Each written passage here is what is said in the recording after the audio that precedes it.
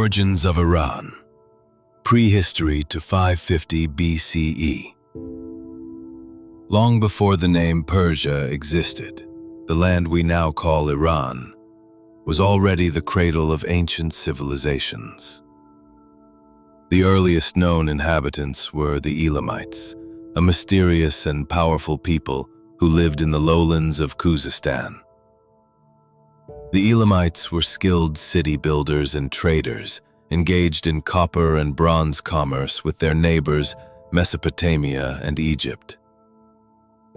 Though their language remains largely undeciphered, their legacy shaped the region's earliest history. From the rugged mountains came the Medes, fierce tribes known for their iron weapons and warrior spirit. The Medes didn't build empires, they shattered them. Alongside Babylon, they destroyed the once mighty Assyrian Empire, which had cast its shadow across the ancient Near East. Amid the shifting tides of power, a new figure emerged: Cyrus the Great, the founder of the Persian Empire. Unlike many conquerors, Cyrus ruled not by fear but by respect.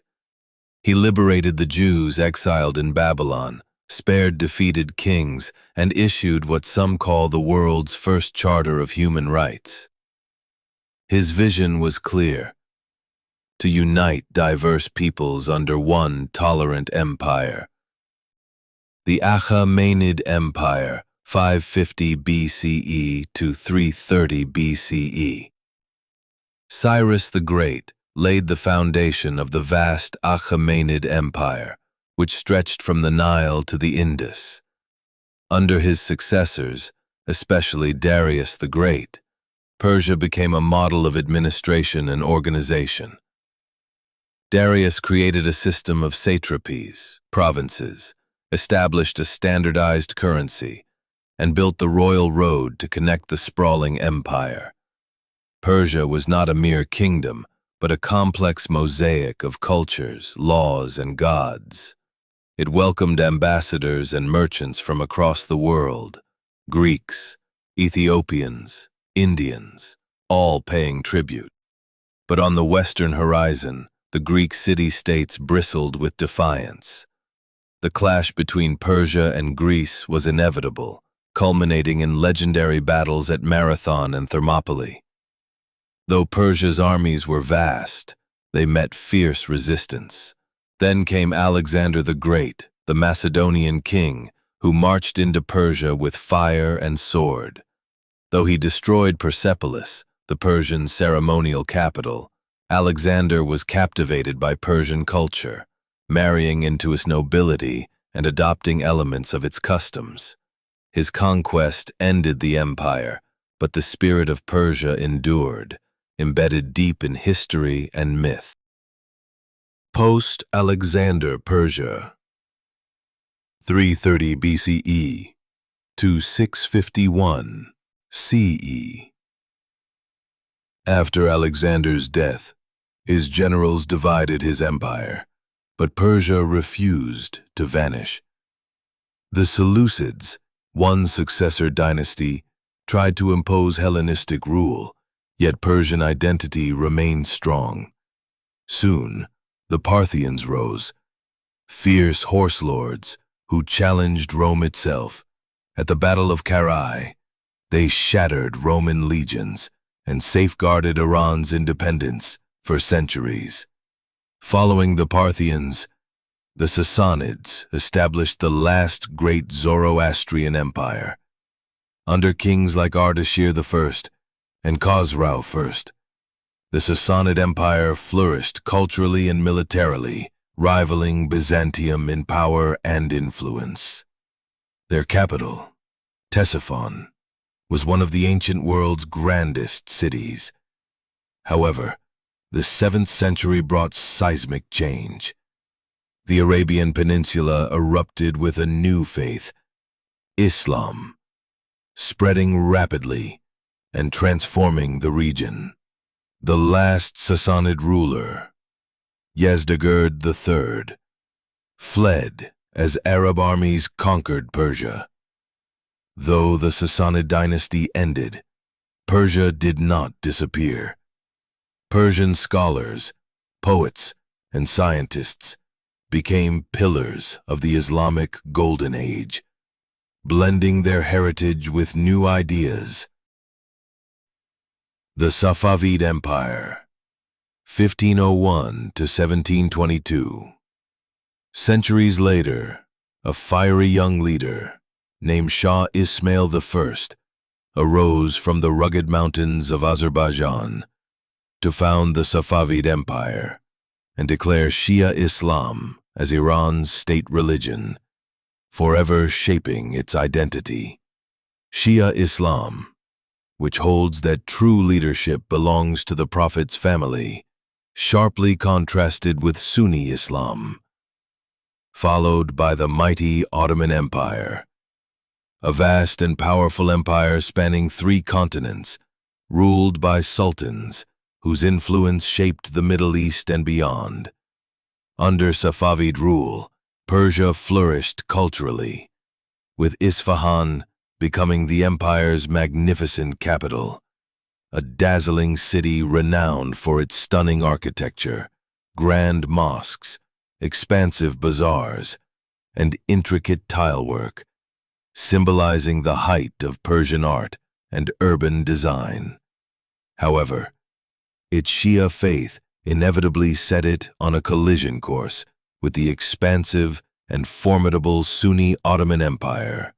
In 1514, the 2 empires clashed at the Battle of Calderon, where Ottoman cannons crushed the Safavid cavalry. Though defeated, Persia's spirit remained unbroken, and it became the vibrant center of Shia Islam. Nadir Shah, the Qajars, and imperial intrusion, 1722 to 1925. Amid the chaos following the Safavid decline, Nadir Shah, a ruthless and brilliant military commander, seized power. He reconquered lost territories, famously sacking Delhi and returning to Persia with the fabled peacock throne and Koh-i-Noor diamond, symbols of his might. Today, while the peacock throne is lost and its value impossible to measure, the Koh-i-Noor diamond is estimated to be worth over $200 million, making it one of the most valuable gems in the world, now part of the British crown jewels. But Nadir Shah's reign ended in madness and assassination, plunging Iran into turmoil. The Qajar dynasty then emerged, marked by weak rulers and internal decay. Persia became a pawn on the imperial chessboard of Britain and Russia, who vied for control over its oil and territory. Yet, even under foreign pressure, the Iranian people kept alive the dream of sovereignty. The modern era, 1925 to 1979.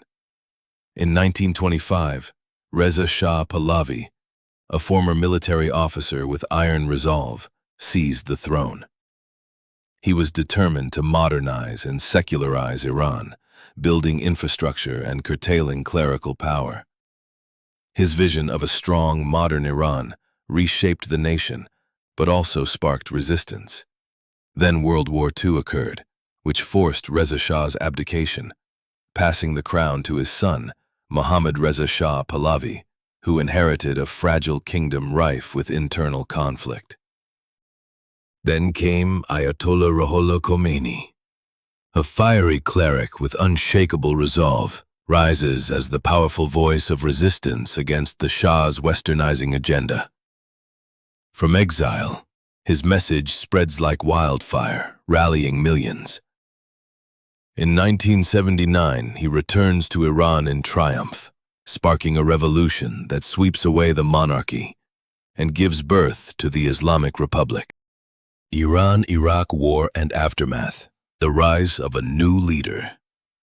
Saddam Hussein, the president of Iraq, was an authoritarian ruler who maintained power through force and fear. In 1980, sensing opportunity in the chaos following Iran's revolution, he launched a full-scale invasion. This marked the beginning of the devastating 8-year Iran-Iraq War, a conflict defined by trench warfare, chemical attacks, and staggering casualties. Saddam's forces infamously used chemical weapons, including the massacre at Halabja. Despite international backing for Iraq, Iran's fierce resistance turned the war into a prolonged and bloody stalemate. Ayatollah Ruhollah Khomeini, the founder of the Islamic Republic, led Iran until his death in 1989. Many wondered who could carry the weight of a revolution. The answer emerged swiftly. Ayatollah Ali Khamenei, then a mid-ranking cleric and former president, was elevated to the highest seat of power, supreme leader. With quiet resolve and unwavering authority, he has shaped Iran's destiny for over 3 decades. A figure both revered and formidable. Under his leadership, Iran has weathered war, sanctions, international isolation, and domestic unrest, yet remained defiant, cohesive, and strategically influential.